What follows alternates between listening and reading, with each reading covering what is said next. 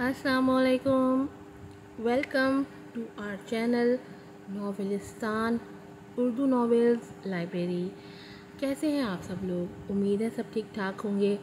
आज आपके लिए लेकर आई हूँ नॉवेल तेरे नाम की शोहरत। और बहुत माज़रत के साथ इस नॉवेल की एपिसोड काफ़ी लेट हो गई। मैं आपको बता दूँ कि मेरी तबीयत ठीक नहीं चल रही है। बीपी लो रहता है, जिसकी वजह से नींद गुनूदगी सी रहती है, जहन हाजिर नहीं रहता। काफ़ी देर के लिए जो है ना, मतलब इतनी देर के लिए जहन हाजिर नहीं रहता कि एपिसोड बनाऊँ, उसको सेव करूँ, फिर अपलोड करूँ, फिर थंबनेल बनाना होता है, फिर उसकी टैगिंग करनी होती है। तो इस सब में ना नहीं तबीयत सही हो पा रही। लेकिन आज फिर भी बहुत हिम्मत करके मैंने एपिसोड्स बनाई हैं। मुझे दुआओं में याद रखिएगा कि मैं आप लोगों को ऐसे ही एपिसोड्स देती रहूं। जल्दी से चैनल को सब्सक्राइब कर दें, वीडियो को लाइक कीजिएगा, शेयर कीजिएगा और अच्छे अच्छे रिव्यूज़ भी दीजिएगा। मुझे मोटिवेट करें कि मैं आप लोगों के लिए उठ के काम कर सकूं। नॉवेल है तेरे नाम की शोहरत, एपिसोड नंबर है 4। नरमीन भाई, तुम्हारा फ़ोन है। वो हस्बे मामूल अपनी क्लास ले रही थी जब उसकी कोलीग राहिला ने आकर इत्तला दी। मेरा फ़ोन? मगर किसका? उसको हद दर्जा उछंबा हुआ। भला उसको यहाँ स्कूल में कौन फ़ोन कर सकता था? वो दिल ही दिल में हैरान होती स्टाफ रूम के टेलीफोन स्टैंड तक आई थी। हेलो, उसके तर्ज तखातुब से इस्तजाब टपक रहा था। हाँ जी जनाब, क्या हाल चाल हैं? एक भारी आवाज़ अपने अंदर अजीब सा तहक्कुमाना अंदाज लिए हुए एयर बेस में उभरी। कौन साहब बात कर रहे हैं? उसने अपना ताज्जुब दबाते हुए रसानिया से दरियाफ्त किया। दुनिया हमें उमर दराज खान पीरजादा के नाम से जानती है। क्या जारहाना लबो लहजा था। और हम बात नहीं करते, फरमाते हैं, हुक्म सादर फरमाते हैं। लम्हों में नरमीन की तमाम हिस्सियात चौकस हो गई। उसकी शफाफ पेशानी पर नागवारी की वाज़े सिलवटें उतर आईं। मिस्टर उमर दराज खान, अगर आपको नहीं पता तो मैं बता देती हूँ कि मुझे नरमीन अहमद कहते हैं और मैंने इस सरज़मीन पर अल्लाह और उसके रसूल के अहकामात के बाद सिर्फ़ अपनी दादी का हुक्म माना है। इसके अलावा मुझे किसी की सुनने की आदत नहीं है। अपने अहकामात उन पर सादिर कीजिए जो बंदों के बजाय कीड़े मकोड़ों की सी हैसियत रखते हैं आपके सामने। उसने ज़ोरदार आवाज़ के साथ रिसीवर क्रेडल पर पटक दिया। गज़बनाक कदमों से दरवाजे की तरफ बढ़ी थी कि घंटी दोबारा बज उठी। उसका दिल उछलकर हलक में आ गया। दरजीदा नज़रों से चीखते चिल्लाते फ़ोन पर नज़र डाली वह मुसलसल बज रहा था। एक चोर निगाह दरवाजे के सिम की कोई अहम फ़ोन भी हो सकता था। तूहन और करहन उसने रिसीवर दोबारा उठा लिया। अगर आपको आदत नहीं है तो हम आपको आदी बना देंगे मिस नरमीन अहमद, उसके हेलो कहने पर दूसरी तरफ से सर्द और खुश्क अंदाज में कहा गया था। आज तक किसी को जुर्रत नहीं हुई उमर दराज खान पीरजादा का फ़ोन पटकने की। आपकी पूरी बात सुने बगैर फ़ोन रखने की हरकत ने हमारी बर्दाश्त को खासा आजमाया है और यकीन कीजिए जिसने ये जुर्रत गलती से भी की है वो ज़मीन से कई फिट नीचे यकीनन बेआराम नींद ही सो रहा होगा। अगर अब आप चाहती हैं कि मैं ऐसा कुछ ना करूं जिससे ये आलम दरहम बरहम हो जाए तो मेरे फरमान को रद्द करने की कभी कोशिश भी मत कीजिएगा। आप चाहते क्या है आखिर? उसका ज़ब्त इंतहा को छूने लगा था। तैश के आलम में होंठ काटते हुए पूछ लिया। जवाब में एक बेसाख्ता कहका समातों में गूंजा था। दावा तो बहुत करती हो नरमीन अहमद, बस इतनी सी ही बाख्तियारी थी खुद पर। बहुत जल्द घबराकर पसपाई इख्तियार कर ली। हमारे हिसाब से तो ये बहुत बाद में आना थी। उस दिन की मुलाकात से तो यही अखज़ किया था। लेकिन तुम खासी समझदार लगती हो। चलो अच्छा हुआ हमारे इख्तियार की हदें नाप कर लाइन पर आ गईं। ये तुम्हारे हक़ में ही बेहतर होता। अब बताओ, मैं नुमान पीरजादा को तुम्हारे पास कब भेजूं? इम्तिहानात खासे नज़दीक हैं। मैं चाहता हूँ वो दोबारा से एडजस्ट होकर बाकायदगी से स्कूल जाने लगे। आखिर में लहजा बड़ा दोस्ताना सा हो गया था, जैसे पुरानी शनासाई रही हो।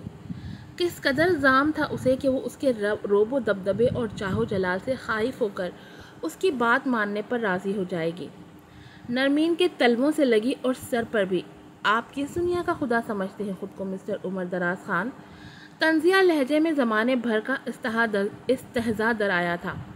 فار یور کائنڈ انفارمیشن، میں آپ کی رعایا نہیں ہوں، اور جہاں تک نعمان پیرزادہ کے کیس کا تعلق ہے وہ چیپٹر کلوز ہو چکا ہے، ایسا قیامت تک ممکن نہیں ہے، اینڈ دیٹس آل۔ بڑا مہنگا سودا کیا ہے تم نے اپنی منمانی کا نرمین احمد۔ کچھ توقف کے بعد ایئر پیس پر ایک پراسرار سی جہریت لیے سنگین آواز ابھری تھی۔ بہرحال اب ہم سے گلہ نہ کرنا، ہم عنقریب تمہاری ثابت قدمی کو خراج پیش کریں گے، امید ہے آپ کو ہمارا تحفہ پسند آئے گا۔ میں منتظر رہوں گی مسٹر عمر دراز خان، اس نے جواباً اتنے ہی زہریلے انداز میں کہا۔ اس کے حرف حرف میں کاٹ تھی۔ دوسری طرف سے ریسیور رکھا جا چکا تھا، میری بلا سے۔ وہ لاپرواہی سے شانے جھٹکتی دوبارہ کلاس روم کی سمت بڑھی تھی۔ پوری رات بارش ہوتی رہی، راستے میں پھسلن ہوگی۔ آج میرے ساتھ نہ جائیں دادی۔ تیار ہو کر گھر سے نکلتے وقت اس نے دادی کو روک دیا تھا۔ اسے کچھ نہیں ہوتا، چلے چلتی ہوں۔ دادی اسے اکیلے بھیجنے پر راضی نہیں تھی۔ کیا ہے دادی، کوئی بھیڑیا نہیں اٹھا کے لے جائے گا، جنگل میں نہیں رہتی ہیں۔ وہ حلق تک جھنجھلا گئی۔ انسان کو درندہ بنتے کون سی دیر لگتی ہے؟ دادی پر اس کی جھلاہٹ کا کوئی اثر نہیں ہوا۔ اسی لیے کہتی ہوں چھوڑ دے اب نوکری، بہت ہو گیا شوق پورا۔ دادی موقع دیکھ کر پھر اپنا من پسند موضوع لے بیٹھی تھی۔ مجھے سکون سے جانے تو دیا کرو۔ وہ حقیقتاً زج ہو گئی تھی۔ سارا دن اسی ذہنی کوس میں گزر جاتا ہے، آپ کے پاس اس کے علاوہ اور کوئی بات نہیں رہ گئی؟ زیادہ اتاولی ہونے کی ضرورت نہیں ہے، دادی برہم ہو گئی۔ تو نے طے کر لیا ہے کسی بزرگ بڑے کی بات نہیں ماننا۔ خودسر اولاد اپنی منمانیوں کا بہت نقصان اٹھاتی ہے۔ تجھے کیا خبر کتنی خراب ہوا ہے زمانے کی؟ بڑی دادی بنی پھرتی ہے میری۔ تو نے دنیا نہیں دیکھی، باتیں بنانے، تقریریں جھاڑ لینے اور اپنی منوانے سے زندگی نہیں گزرا کرتی۔ دادی اچھا خاصا بھنا گئی تھی۔ ڈر ڈر کے واہموں اور نام نہاد اندیشوں کے بیچ بھی زندگی نہیں گزرا کرتی، وہ جل کر بولی۔ اچھا چل بحث نہ کر اب سویرے سویرے، ٹائم نکل رہا ہے، کب نکلے گی تو؟ دادی اس کے بگڑے موڈ کے پیش نظر مصالحت پر اتر آئیں۔ جب وہ گیٹ سے نکلی تو باہر تک اس کے ساتھ آئیں۔ دادی گیٹ کے باہر کھڑی دیکھتی رہیں۔ 1:30 بجے چھٹی کی بیل بجی تو وہ راحیلہ کے ساتھ ہی گیٹ تک آئی۔ راحیلہ کا خاوند موٹر بائیک پر اس کے انتظار میں کھڑا تھا۔ وہ اسے خداحافظ کہہ کر خاوند کے ہمراہ چلی گئی۔ دوپہر تک موسم ٹھیک ہو گیا تو میں واپسی پر آ جاؤں گی۔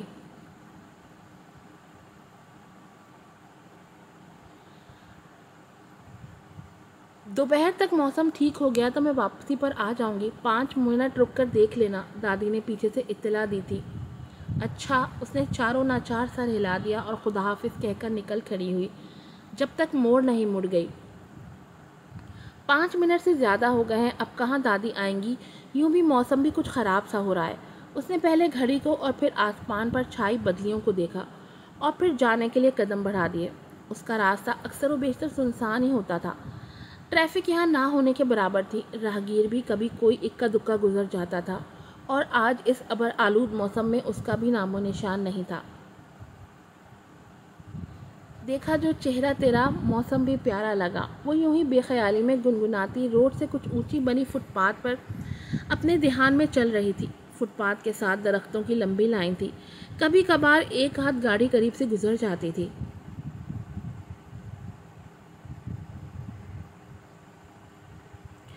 اسی اثنا میں پیچھے سے آتی ایک وائٹ سوزوکی کار اس سے آگے نکل کر کوئی 2 فرلانگ کے فاصلے پر آ کر فٹ پاتھ کے ساتھ جیسے جڑ کر کھڑی ہو گئی۔ پھر اس میں سے سفید شرٹ اور براؤن پینٹ میں ملبوس ایک نوجوان باہر نکلا اور گاڑی کی پشت پر ڈگی کھول کر انجن پر جھک گیا۔ شاید گاڑی میں کوئی فالٹ ہو گیا ہے، نرمین نے یوں ہی سرسری سی نگاہ ڈال کر سوچا۔ وہ ابھی اسے کافی فاصلے پر تھی۔ وہ نوجوان ڈگی جوں کی توں کھلی چھوڑ کر پچھلی سیٹ کی سمت آیا اور دروازہ کھول کر اندر کی سمت جھک گیا۔ اسی اثنا میں نرمین خاصی قریب آ چکی تھی۔ اپنے فطری تجسس کے زیر اثر اس نے دھیان سے ادھر دیکھا۔ سیاہ برقعے میں ملبوس ایک نقاب پوش اور خاتون بری طرح نڈھال سی کیفیت میں بے ہوشی کی سرحدوں کو چھو رہی تھی۔ بے جان سے انداز میں ادھر ادھر لڑک رہی تھی اور نوجوان اس کے صحت مند وجود کو سنبھالنے کی بے سود کوشش کر رہا تھا۔ آنکھوں کے سوا خاتون کا پورا چہرہ نقاب میں تھا اور اس کی کیفیت سے اندازہ ہو رہا تھا کہ وہ اچھی خاصی اذیت میں مبتلا ہے۔ نرمین اب گاڑی کے بالکل نزدیک پہنچ چکی تھی۔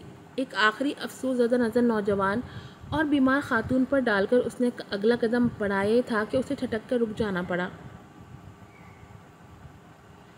ایکسکیوز می میڈم، کیا آپ میری کچھ مدد کر سکتی ہیں؟ نوجوان کی پریشانی اور تفکرات میں لپٹی شائستہ سی آواز پر اس نے پلٹ کر دیکھا۔ نقاب پوش خاتون بری طرح بے قراری سے ادھر ادھر سر پٹکتی حال سے بے حال ہوئی جا رہی تھی۔ نوجوان کے ہاتھوں سے مچل مچل کر نکل رہی تھی۔ آپ ذرا ایک سائڈ کو ہو جائیں۔ آن کی آن میں جذبہ ہمدردی نے اسے اپنی لپیٹ میں لے لیا تھا۔ وہ پھرتی سے پچھلی سیٹ کی سمت بڑھی تھی تو جوان سرت سے پیچھے ہٹ گیا اور ڈگی کا دروازہ بند کرنے لگا۔ کیا ہوا؟ کیا طبیعت زیادہ خراب ہو رہی ہے؟ وہ کھلے دروازے سے جھک کر خاتون کے قریب سیٹ پر بیٹھ گئی اور اس کے کندھے پر ہاتھ رکھ کر بڑے ہمدردانہ انداز میں دریافت کر رہی تھی۔ خاتون بدستور تکلیف کے عالم میں دونوں گھٹنوں میں سر دیے بیٹھی تھی۔ سیدھی ہو کر بیٹھیں تاکہ کچھ تازہ ہوا لگے۔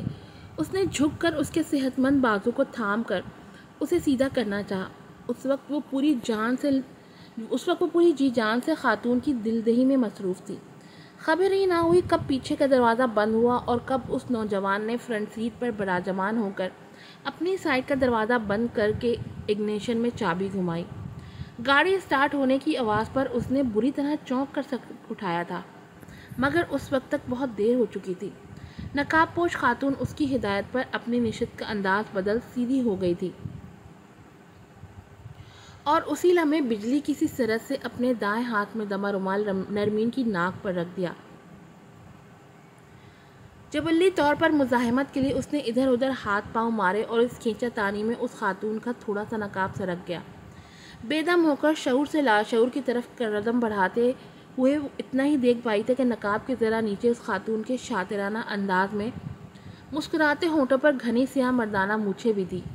اس نے پوری حسیات قابو میں لاتے ہوئے ایک آخری کوشش کرنا چاہی، مگر ایک ایک کر کے اس کے سارے حواس کام کرنا چھوڑ چکے تھے۔ آج کی ایپیسوڈ یہیں ختم ہوتی ہے۔ امید ہے آپ کو پسند آئی ہوگی۔ کتنی بڑی غلطی کی ہے نرمین نے، جبکہ اس کو اتنی دھمکیاں مل چکی تھی۔ اس کو چاہیے تھا کہ احتیاط سے کام لیتی اور بالکل بھی کسی دوسرے کے معاملے میں نہیں پڑتی، لیکن جو ہونا ہوتا ہے وہ ہو کر رہتا ہے۔ آخرکار نرمین کڈنیپ ہو ہی گئی۔ کیا ہوگا اب نرمین کا؟ یہ سب جاننے کے لیے دیکھتے رہیے تیرے نام کی شہرت۔ چینل کو سبسکرائب کیجیے گا، ویڈیو کو لائک کیجیے گا اور مجھے ڈھیر ساری موٹیویشن دیجیے گا تاکہ میں آپ لوگوں کے لیے ڈیلی ایپیسوڈز بنا سکوں۔ پھر ملوں گی آپ سے۔ السلام علیکم۔